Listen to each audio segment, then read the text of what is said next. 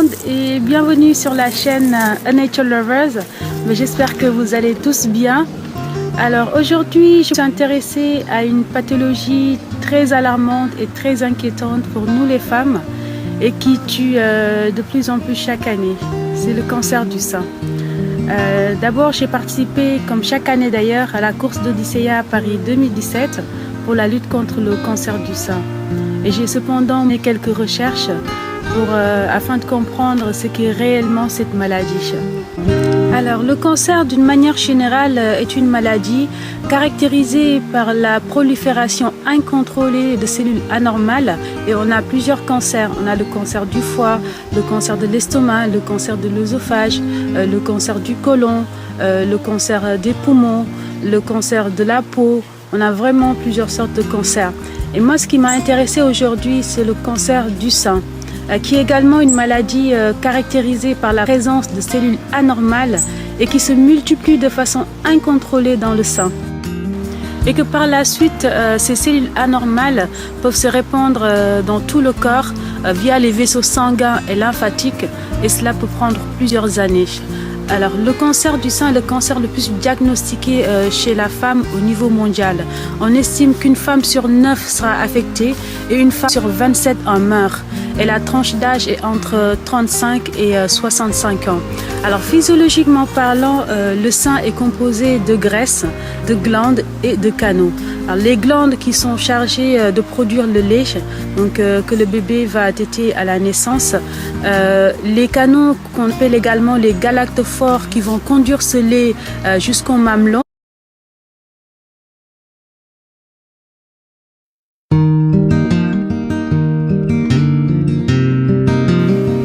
Alors, on distingue deux types de cancers. On a ce qu'on appelle les cancers non infiltrants ou non évasifs. Alors, dans ce cas-ci, la tumeur ne concerne que les canaux et les lobules mammaires. Et la tumeur ne s'est pas encore étendue au tissu les entourant. Et concernant les canaux, on a ce qu'on appelle le carcinome canalaire in situ. C'est le cancer non infiltrant le fréquent chez la femme et il se forme à l'intérieur des canaux de lactation du sein. Et concernant les lobules, on a ce qu'on appelle le carcinome lobulaire in situ qui lui affecte les lobules mammaires. Donc lorsque ces cancers-là ne sont dépistés très tôt, leur traitement sera dû généralement par une guérison.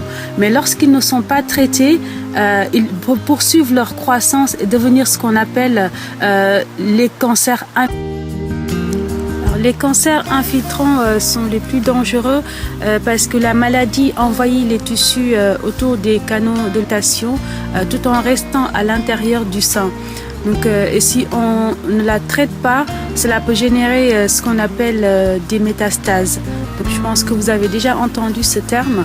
Et donc, par la suite, cela va se disséminer dans tout le corps. Et généralement, la fin est vraiment dramatique.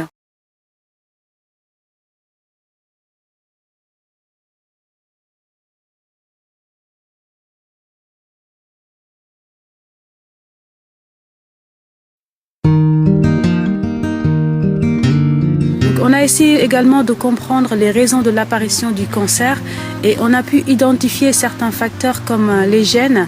Par exemple, si dans la famille quelqu'un avait déjà eu le cancer.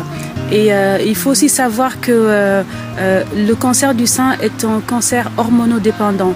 Et donc une puberté précoce et une ménopause tardive peuvent accroître les risques du cancer du fait du taux élevé d'oestrogène.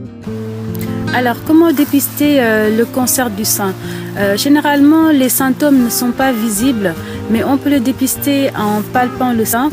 Si on voit une bosse apparaître et qui n'est pas forcément douloureuse, si on voit que le sein change de forme ou de grosseur, ou que l'on voit que le mamelon se rétracte vers l'intérieur, ou des écoulements anormaux. Dès qu'on voit l'apparition de ces signes, il faut aller voir le médecin donc pour faire un premier diagnostic et par la suite faire une mammographie pour confirmer tout cela.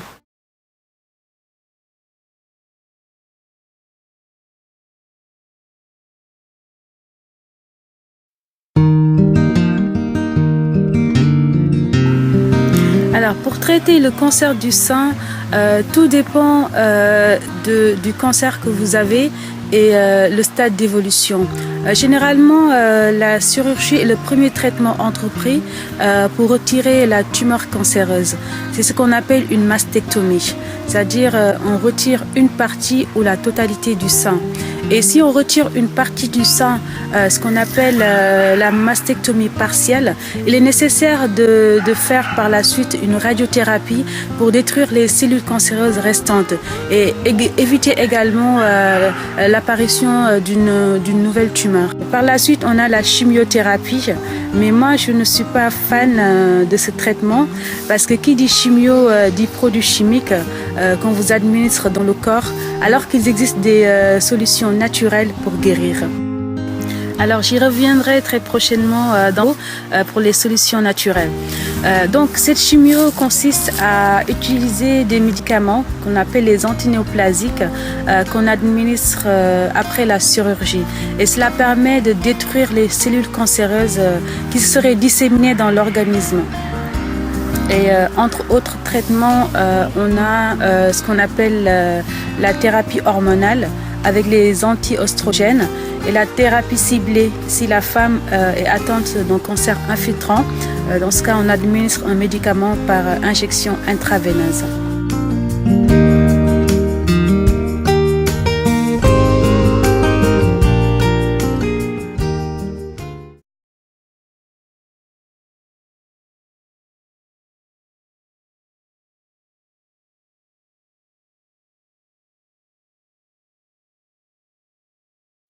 Alors, il existe un lien très important entre l'activité physique, la santé et le bien-être. Beaucoup d'études ont montré que le sport et la pratique d'une activité physique régulière réduit le risque de cancer du sein de 20 à 30% et le risque de rechute également. Et même pour celles qui ont été déjà touchées par la maladie, le sport augmente leurs chances de survie, améliore l'oxygénation et réduit le taux d'insuline également. Par exemple, la course à pied, le fait d'aller courir le matin ou le soir, une demi-heure à 1 heure, cela procure du bien-être, mais également énormément de bienfaits, non seulement physiques, mais psychologiques. Cela permet également d'oublier son quotidien en évacuant le stress, car comme on le sait bien, le stress est à l'origine de nombreuses maladies dont nous souffrons au quotidien. Alors pour résumer, on peut dire que le cancer du sein est le premier cancer en termes de fréquence chez la femme et de nombreux progrès ont été réalisés ces dernières années, de la détection de la maladie à la prise en charge pendant et après le cancer. La fréquence des mammographies a également augmenté car cela permet de dépister plus tôt la maladie, ce qui a conduit à la diminution de la mortalité par cancer du sein.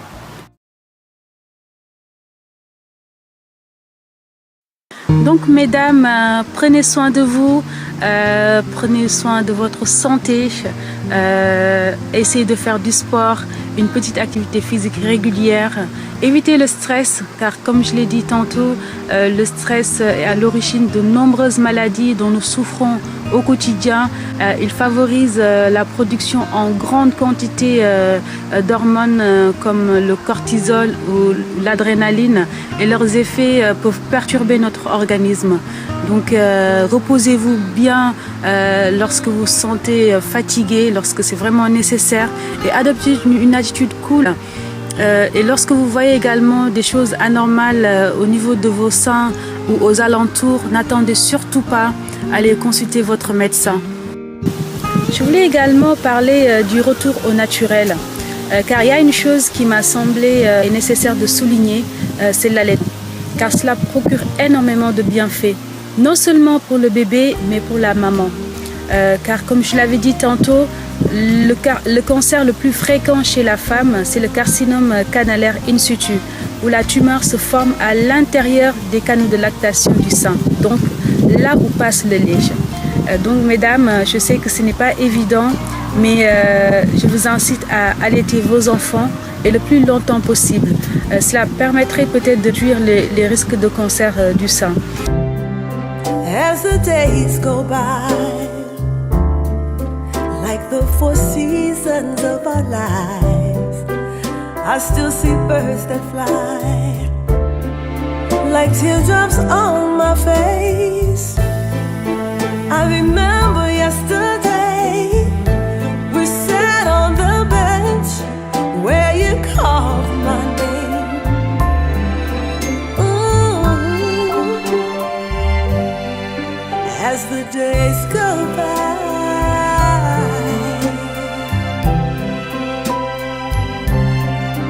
as the days go by.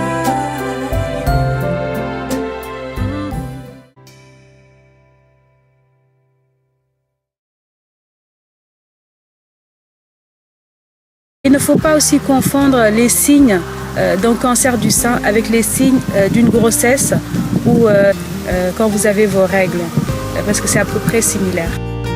Et encore une fois, n'oubliez pas que la nature nous a tout donné. Donc mesdames, profitez-en, profitez-en, prenez soin de votre santé, car vous êtes toutes, mais toutes magnifiques et merveilleuses. Et vous méritez toutes d'être heureuses et épanouies.